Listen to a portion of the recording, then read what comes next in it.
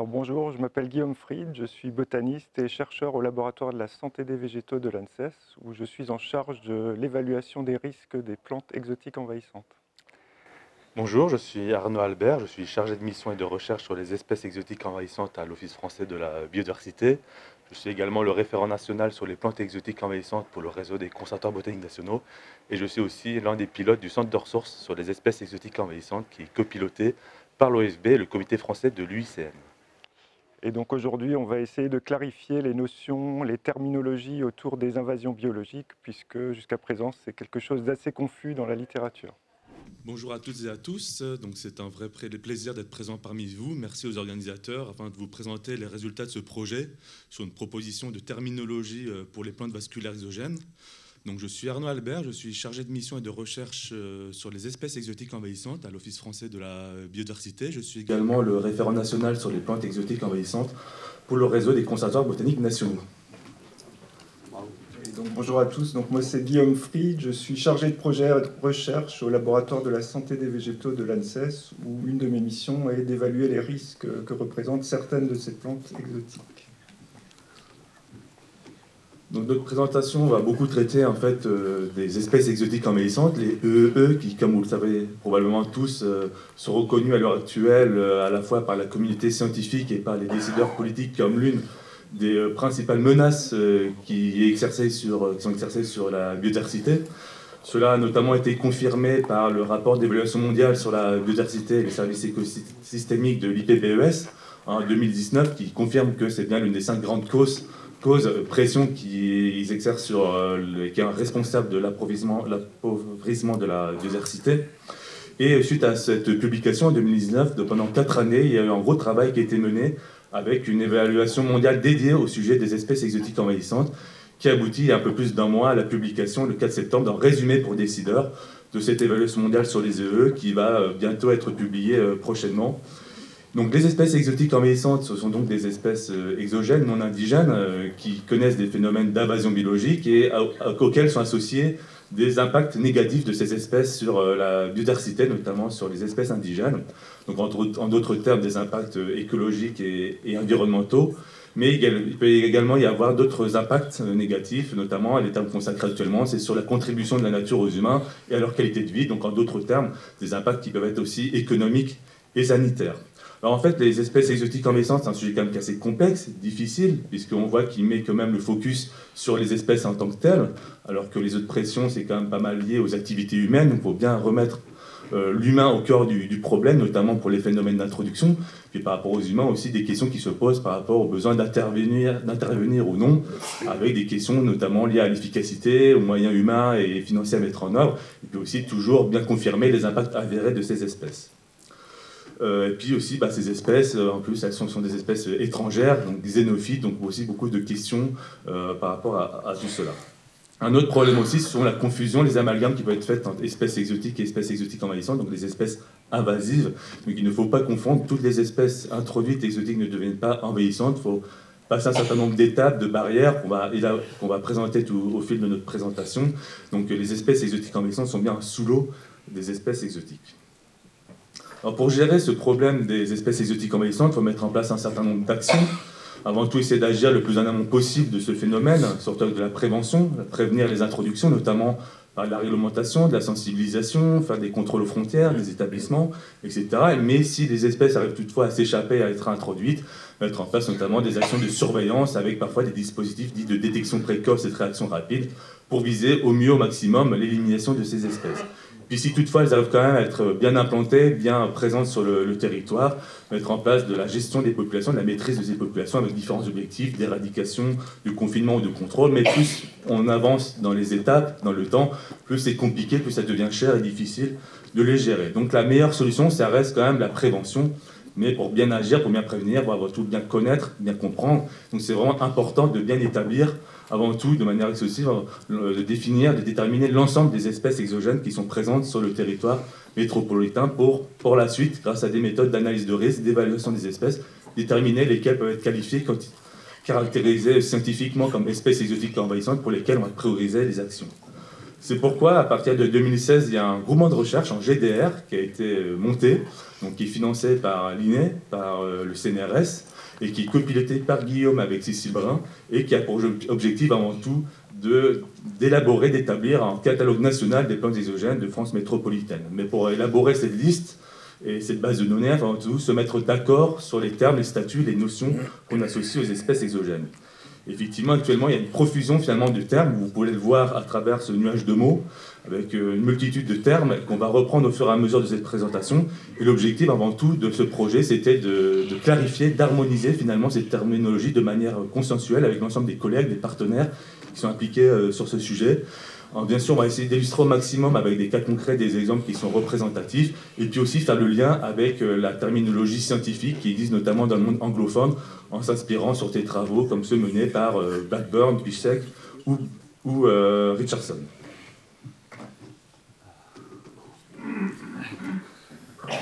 Alors, une manière de clarifier la terminologie relative aux invasions biologiques, c'est de repositionner les termes utilisés dans le cadre de processus écologiques. Donc ici, vous avez une représentation que vous avez peut-être déjà vue qui représente le processus d'invasion biologique au cours duquel les populations d'une espèce doivent franchir un certain nombre de barrières et au fur et à mesure, elles vont acquérir successivement le statut d'espèce exogène, occasionnelle, naturalisée, voire invasive. Donc ce que je vous propose ce matin, c'est de revoir ensemble les principales barrières et les différentes définitions qui sont associées à ces barrières. La première barrière importante, c'est une barrière géographique qui va permettre de définir le statut d'indigénat et de distinguer sur un territoire donné des taxons indigènes et des taxons exogènes. Donc le point le plus important ici, c'est de comprendre qu'un taxon exogène sur un territoire donné, il a été introduit directement par les humains, et cette introduction a permis de franchir une barrière biogéographique qui jusqu'à présent maintenait l'espèce dans son aire de répartition naturelle. À partir de là, on peut donc définir ce qu'est un taxon indigène. Donc c'est un taxon dont les populations se sont développées sur le territoire concerné sans intervention humaine. Donc c'est le cas que vous voyez ici. Le territoire étudié est délimité par la limite grise et l'aire de répartition naturelle de l'espèce est représentée en vert. Il y a bien un chevauchement de l'aire naturelle sur le territoire étudié. Donc là, c'est très simple, l'espèce est indigène. Mais une espèce qui arriverait demain, dispersée naturellement par un oiseau, sera aussi considérée comme indigène. Donc on n'a pas besoin d'être présent depuis longtemps pour être considéré comme indigène. Et ça renvoie un peu à la présentation de Flavien hier, avec toutes les espèces introduites naturellement sur l'île d'Amsterdam.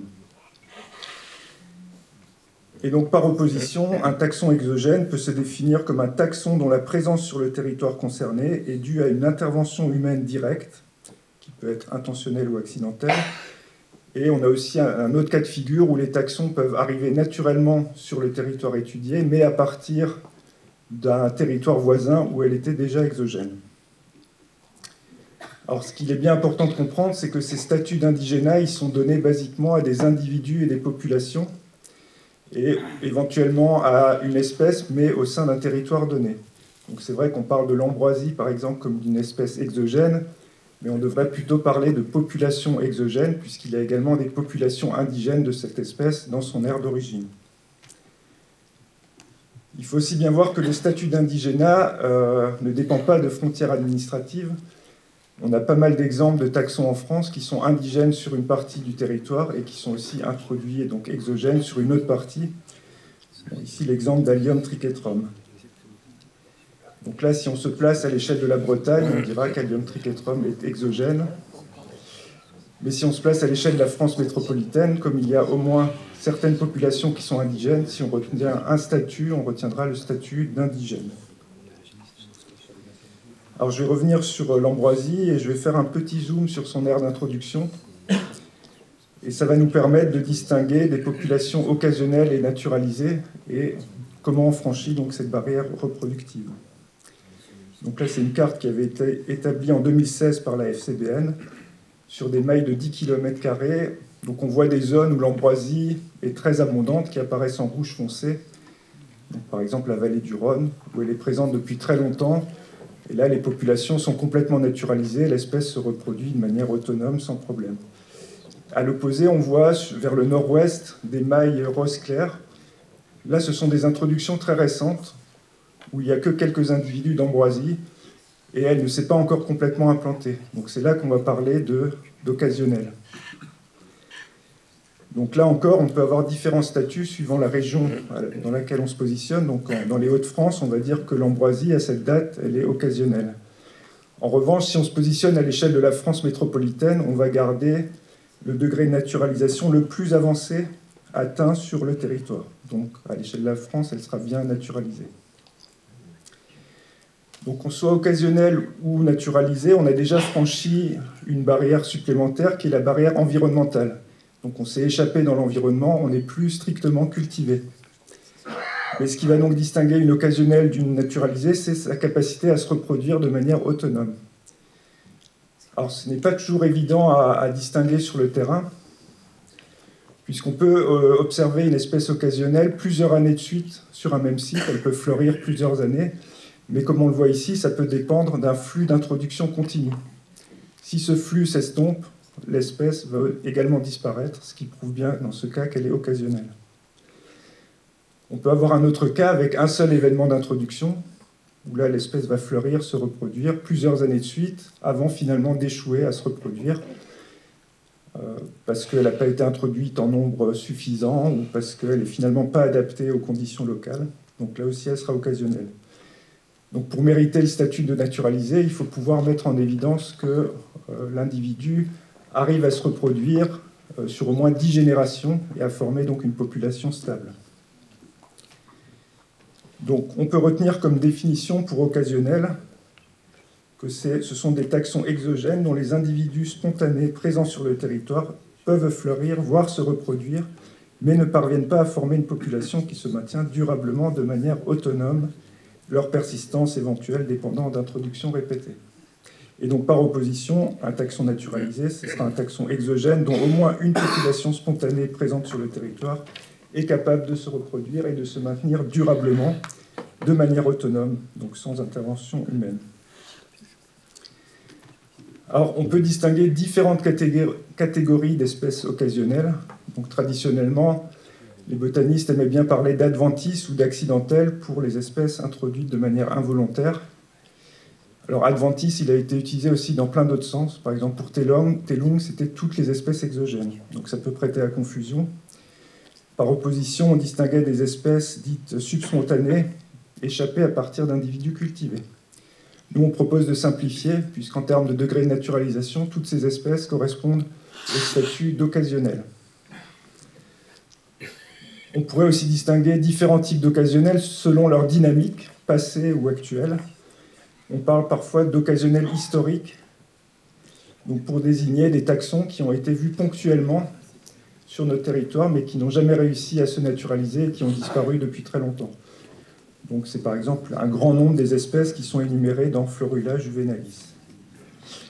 À l'autre opposé de ces occasionnels, vous en avez qui sont en voie de naturalisation. Donc elles étaient encore notées comme occasionnelles dans la version 1 de Flora Gallica, mais elles seront probablement indiquées naturalisées dans la version 2, donc Perovskia triplicifolia ou Physalis philadelphica par exemple. Alors on arrive à la dernière barrière, la barrière de dispersion, qui va permettre de distinguer des espèces simplement naturalisées et une sous-catégorie d'espèces naturalisées qui sont également invasives. Alors en France, il y a environ 800-900 taxons naturalisés. Il y en a une centaine probablement qui sont considérées comme invasives, donc ça en fait beaucoup qui sont simplement naturalisées, non invasives. Donc ce sont des taxons qui ont des populations stables, qui peuvent être en régression légèrement ou en progression, mais en tout cas elles ne marquent pas une extension notable ou rapide. Donc quelques exemples avec une belle centaurée qu'on trouve autour de Montpellier, ou Iberis semperflorens sur les falaises ou les murs de la Riviera. Et à l'opposé, donc, un certain nombre de taxons qui ont franchi cette barrière de dispersion et qu'on peut donc qualifier d'invasive.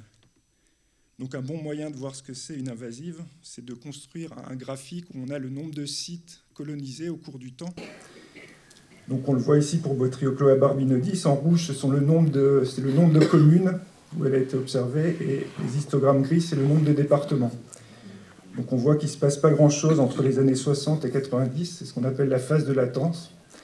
Puis on a une inflexion dans la courbe et à partir des années 2000, on a une forte extension. Donc là, on est en plein dans la phase d'invasion. On aurait pu construire un graphique à peu près similaire pour les autres espèces qui sont citées. Évidemment, là, j'ai mis des cas extrêmes entre la gauche et la droite. Il y a tout un continuum d'espèces entre les deux. Alors, comme définition de plante invasive, on peut dire que c'est un taxon naturalisé qui produit des descendants capables de se reproduire souvent en très grand nombre et à des distances considérables des plantes mères et qui ont donc le potentiel de s'étendre de manière rapide sur une aire considérable. Donc ça, c'est la définition de Richardson et al. En 2000 qui fait consensus au niveau international. On a rajouté une petite phrase pour être un peu plus précis. Donc on a dit que la production d'un grand nombre de diaspores se traduit par une forte croissance de l'abondance locale, donc il y a souvent des populations dominantes, mais également de la fréquence régionale. Alors c'est l'occasion ici de rappeler qu'il y a une stricte synonymie entre plantes invasives et plantes exotiques envahissantes. Le premier terme permettant de dire en un seul mot ce que le second dit en 2 mots. Par contre, si on regarde les définitions de ces 2 termes, il y a souvent une hésitation entre certaines définitions qui insistent plus sur la capacité d'expansion rapide. Donc ça, ce sont plutôt les définitions scientifiques, comme celle de Richardson. Et vous avez d'autres définitions qui vont plus insister sur les impacts négatifs. Ce seront plutôt les définitions utilisées, par exemple, par l'UICN ou par le règlement européen sur les espèces exotiques envahissantes. Dans tous les cas, les impacts sont souvent implicites, mais c'est vrai qu'ils peuvent être eux-mêmes très variables entre espèces ou pour une espèce donnée sur différents sites. Ce qui nous a paru important, en revanche, dans cette définition, c'est de mieux préciser l'échelle à laquelle se passe l'invasion. Et pour nous, une invasive doit être à la fois abondante localement et fréquente régionalement. Donc c'est ce qu'on montre sur le graphique à droite. Vous avez différents cas de figure possibles.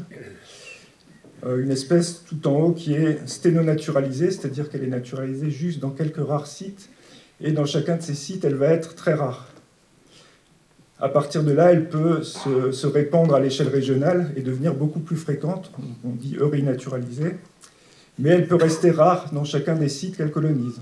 J'ai pris l'exemple de Joncus tenuis, qui me semble être un peu dans ce cas-là. On ne va pas qualifier ce type de plante d'invasive. Certes, elle s'étend rapidement, mais elle ne forme jamais de peuplement très dense. À côté de ça, on a des espèces qui vont proliférer localement, par exemple Pistia stratiotes dans certains sites, mais qui restent très rares à l'échelle nationale. Donc là, on ne parlera pas non plus d'invasive, ce sera une espèce localement envahissante. Pour être invasive, il faut donc arriver à la fois à être abondante localement et régionalement. Et vous voyez au passage le positionnement du terme d'invasive émergente sur lequel je vais revenir un peu plus tard. Il y a une dernière catégorie, une sous-catégorie de plantes invasives qu'on appelle des espèces transformatrices. Alors c'est un terme qui est assez peu utilisé en France. En gros, ça correspond à des plantes qui ont vraiment un impact à l'échelle de l'écosystème entier. Donc elles ne vont pas simplement avoir un impact par compétition sur les plantes voisines, mais elles vont modifier des processus à l'échelle de l'écosystème. Donc quelques exemples de la Jussie, par exemple, qui va modifier le taux de sédimentation, la teneur en dioxygène, ou la renouée qui, avec la forte litière produite, va modifier les horizons superficiels du sol. Je ne reviens pas sur la définition. En gros, c'est des impacts à l'échelle de l'écosystème, et c'est une sous-catégorie des invasives. Alors, dernière notion qu'on va voir, elles ont toutes lien avec la dimension temporelle. Donc d'abord la notion d'archéophyte et de néophyte, qui doit être relativement connue. Donc, un taxon archéophyte, c'est un taxon introduit avant la date de 1500, un néophyte introduit après cette date. Alors cette date, elle correspond à la découverte du continent américain, donc qui a été un moment où il y a eu une plus grande mondialisation, et pour le continent européen, les premières introductions de taxons américains. Après, il y a un débat entre botanistes pour savoir est-ce qu'il faut prendre la date d'introduction ou est-ce qu'il faut prendre en compte plutôt la date de naturalisation, ce qui a une incidence sur le statut de certaines espèces. Ce qu'on aimerait vraiment rappeler, c'est que les archéophytes sont bien des exogènes, parce qu'on trouve encore des documents où on définit une espèce exotique comme une espèce introduite après 1500. En fait, ça c'est la définition plutôt de néophyte. Et on parle parfois des archéophytes comme assimilés indigènes. Alors, pour des raisons peut-être de faciliter la protection de certains de ces taxons, en fait, ça ne devrait pas poser de problème de protéger une espèce exogène si on considère qu'elle a une valeur patrimoniale. Et en fait, c'est déjà le cas, on l'a vu hier, Tulipa sylvestris, c'est bien une exogène, elle est protégée. Alors, toutes les archéophytes ne sont pas en déclin, comme les messicoles, hein. Il y a même des archéophytes qui sont plutôt envahissantes, si on regarde Acanthus mollis, par exemple, ou Arundodonax. Alors, autre concept important, j'en ai déjà un peu parlé au début, c'est le concept de néo-indigène. Donc les néo-indigènes, c'est les taxons qui arrivent de manière naturelle, dispersés par le vent, par les oiseaux, sur un territoire, mais qui sont arrivés récemment. Donc le côté néo, c'est l'introduction récente. Donc, justement, pas introduction, mais dispersion naturelle.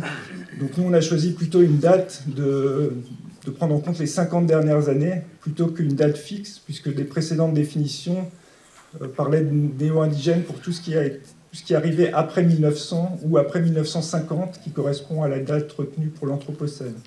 On trouve plus logique, nous, de se référer aux 50 dernières années.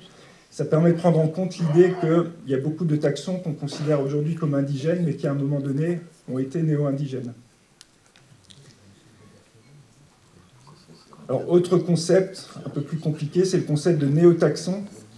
Donc là, ce qui est nouveau, c'est la formation du taxon lui-même.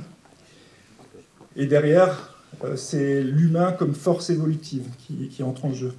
Et donc, c'est les taxons qui ont été sélectionnés involontairement par l'homme. Donc, on a distingué deux cas de figure, donc des néotaxons schizogènes et hybridogènes. Schizogène, ça fait référence à l'isolement dans un habitat particulier. Et en l'occurrence, c'est souvent l'habitat cultivé. Donc, la sélection involontaire par les pratiques agricoles qui a donné naissance à de nouveaux taxons. Donc, c'est le cas de certaines messicoles, qui n'existent pas du tout dans des milieux naturels. Et vous avez donc un certain nombre de néotaxons hybridogènes qui sont nés de 1 ou 2 parents exogènes. Donc là, c'est l'homme qui a mis en relation ces taxons accidentellement en les introduisant, puisque dans leur aire d'origine, ces taxons n'étaient pas en relation. Alors pour nous, et on suit en cela notamment Stace au Royaume-Uni, mais aussi Scholz, qui avait travaillé aussi sur cette notion, pour nous, ces taxons sont indigènes là où ils se sont formés. Ça veut dire que la renouée de Bohème, elle est indigène en Europe et en France où elle s'est formée également. Donc la conséquence un peu provocatrice, c'est qu'on est amené à gérer des taxons qui sont endémiques, en tout cas indigènes en Europe. Et bon, comme ça ne doit pas être choquant de protéger les espèces exogènes, on peut aussi gérer des espèces indigènes. Alors il faut savoir quand même que la Commission européenne a une autre vision. Pour elle, dès qu'il y a un parent exotique, le descendant hybride est exotique. Et les deux dernières notions, donc, c'est la notion de post-invasive et d'invasive émergente.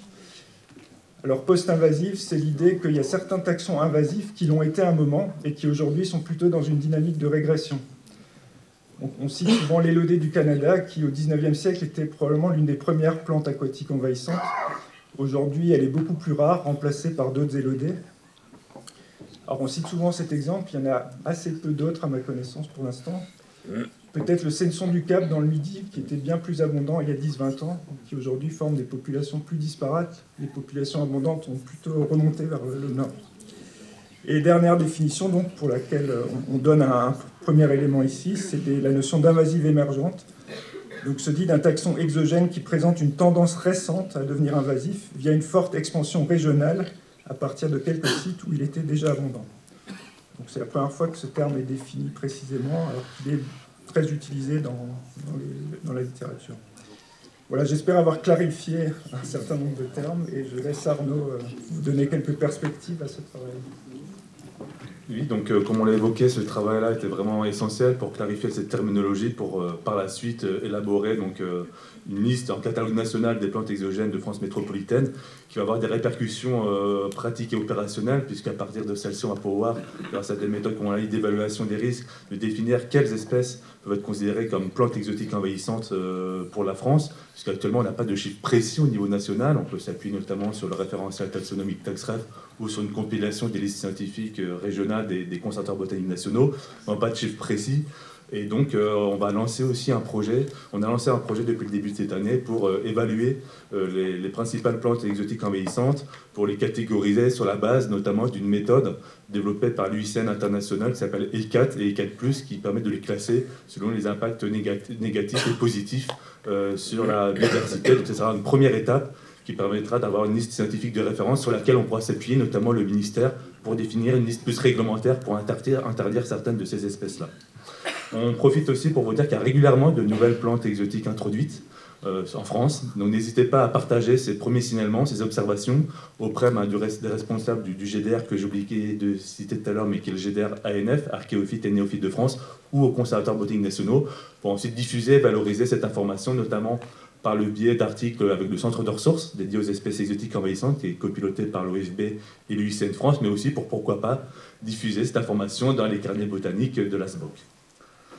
Et pour finir, vous trouverez tous les résultats de ce travail dans une publication qui va être bientôt diffusée en ligne dans la revue Naturae du MNHN. Et on profite de cette occasion pour remercier et féliciter l'ensemble des personnes qui ont contribué à ce travail, dont certaines personnes sont présentes aujourd'hui parmi nous. Merci.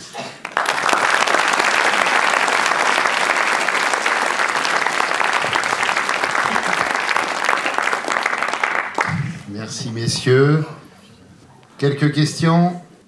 Qu'est-ce qui fait qu'une plante invasive, en fait, qui passe par une phase de latence, est-ce qu'on sait à partir de quand, ou qu'est-ce qui se passe, quels sont les facteurs qui vont sortir cette plante de sa phase de latence et faire en sorte qu'elle va exploser, sous-entendant qu'on a peut-être des centaines de fusures invasives dans nos jardins.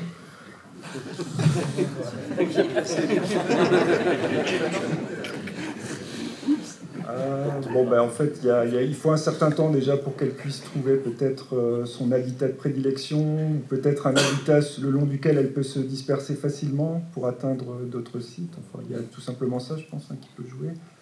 Après, il y a probablement aussi des choses au niveau génétique qui peuvent être liées à des introductions multiples, qui vont régénérer peut-être une plus grande diversité génétique, une meilleure adaptation, je sais pas. Enfin, il y a plusieurs hypothèses possibles pour expliquer ça. Je ne sais pas si ça a été étudié en détail, cette phase, enfin, pour essayer de l'expliquer, la durée plus ou moins importante, ou au contraire très rapide. Bonjour, et merci pour la présentation, très claire. On sait que la gestion des EE, ça a un coût, un gros coût. Est-ce qu'il y a des instances où vous réfléchissez un peu plante par plante, quels sont les coûts et les bénéfices de ces actions ? Merci. Alors, comme on l'a évoqué, c'est vrai qu'actuellement, on a la chance sur cette thématique des espèces exotiques envahissantes d'avoir un certain nombre de textes et de stratégies qui encadrent l'action collective. Donc, on a évoqué rapidement un règlement européen sur cette thématique depuis 2015, on a une stratégie nationale depuis 2017. On a maintenant ce texte international de l'IPBES qui vient tout juste de sortir. Donc, c'est sûr, ça permet d'organiser l'action collective.